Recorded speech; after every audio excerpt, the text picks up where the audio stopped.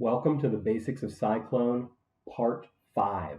In this installment of the Basics, we're going to cover importing RTC360 data and renaming setups. To import your RTC data, you're simply going to go up and highlight your database, similar to what we did in Part 1. And you can right-click and come down and say Import RTC360 data. You'll notice that there's two options here, Import RTC360 Project and Import Partial Project. The partial project just refers to if you have multiple projects on the USB, only importing one of those two projects. And the Import RTC360 project will be chosen if you've only got one project listed on there. So in this case, I've only got one, so I'm going to choose that. I'm going to come down and select my raw data folder and select OK. Now, there's not too much of a difference between the settings from Part 1 where we imported P-Series data and now importing RTC data. The biggest difference is we did use auto-align out in the field, so we're going to use auto-align scans and smart align. We are going to go ahead and map colors. And I'll go ahead and check this generate scan thumbnails box just because if for some reason I do need to tweak anything, I can do that and they're already generated. Again, we're not going to find pipes, cube image resolution. You have options all the way up to 5K. We're just going to leave it at 2048 by 2048.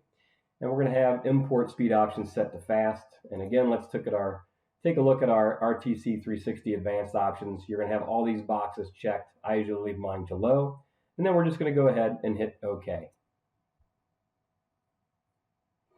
Once you click OK, this box is going to appear, which is just your Smart Align box showing you exactly what you did out in the field with all of your setups and your links. So at this time, there's nothing else to do other than hit OK and start the import process.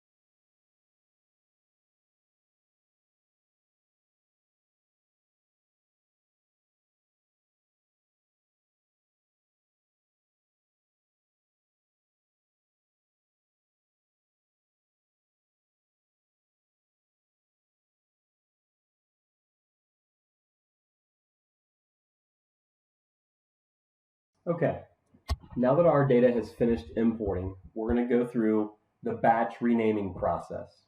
So if I expand my folder here and I got 5 setups, let's say I didn't like the names of those setups or they were improperly labeled out in the field. I can simply select all the setups, then right click and go down and choose batch rename setups. At this point, I can type in anything that I wanted here, whether it be a job name, a date, or anything like that, and give it a starting value. Once I click OK, the setups have all been renamed.